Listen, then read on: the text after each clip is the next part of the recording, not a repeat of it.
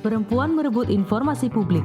Pengalaman perempuan Aceh mengakses informasi publik sektor sumber daya alam. Pada akhir tahun 2016, banjir bandang menghantam Gampong Batu Bedulang di Aceh Tamiang, yang membuat Ernawati dan warga lainnya harus mengungsi sementara waktu. Yesi di Aceh Timur khawatir kampungnya telah tercemar limbah industri pengeboran gas. Sedangkan Nur Hakimah di Nagan Raya harus berjuang agar pasar di Gampongnya tidak digusur sejak sawah mereka kekeringan karena sumber air dialihkan untuk perusahaan sawit. Kerusakan lingkungan dan konflik lahan membuat kelompok masyarakat bergerak menjaga lingkungannya dengan advokasi melalui demonstrasi, namun tiada mengubah masalah, hingga mereka sadar untuk mengubah strategi advokasinya dengan menggunakan hak mereka atas informasi yang dijamin oleh Undang-Undang Nomor 14 Tahun 2008 tentang keterbukaan informasi publik.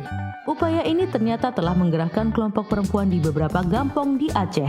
Pada tahun 2017, Masyarakat Transparansi Aceh atau MATA memfasilitasi 5 komunitas perempuan dari 12 gampong di 5 kabupaten, yaitu Aceh Utara, Aceh Timur, Aceh Tamiang, Nagan Raya, dan Aceh Barat. MATA membangun kesadaran baru untuk bergerak bersama menyelesaikan masalah mereka sendiri dengan kekuatan informasi. Melalui peningkatan kapasitas untuk memahami pentingnya informasi, 25 perempuan telah meminta 45 informasi yang diajukan kepada 22 badan publik mulai dari dokumen AMDAL, dokumen operasional perusahaan sawit di sekitar gampongnya, dokumen tapal batas gampong dengan perusahaan, hingga notulensi pertemuan warga dengan Dewan Perwakilan Rakyat Kabupaten atau DPRK. Permintaan informasi tersebut mengalami sejumlah tantangan, antara lain ancaman, pelecehan, hingga intimidasi. Karena permintaan informasi diabaikan oleh badan publik, 23 perempuan akhirnya mengajukan permohonan penyelesaian sengketa informasi ke Komisi Informasi Aceh atau KIA. KIA memutuskan bahwa badan publik tersebut berkewajiban menyerahkan informasi yang dimintakan kelompok perempuan. Informasi tersebut kemudian dimanfaatkan untuk memperkuat advokasi. Dokumen AMDAL yang diakses Ernawati dan Yesi menjadi data penting dalam menyelesaikan konflik lahan dan menghentikan laju pencemaran lingkungan akibat operasi perusahaan.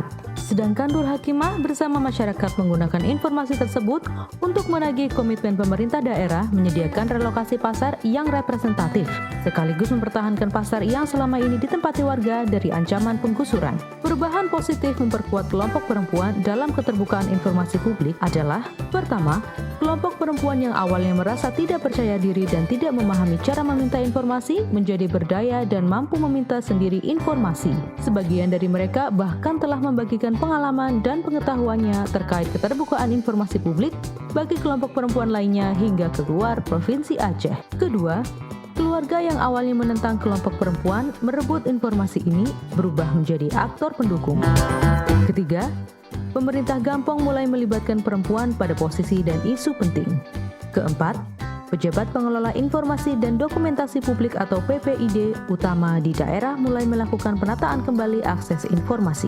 Perusahaan pun mulai memahami pentingnya keterbukaan informasi sehingga bantuan yang sempat dihentikan akibat ada perempuan yang meminta informasi tentang perusahaan tersebut disalurkan kembali kepada masyarakat.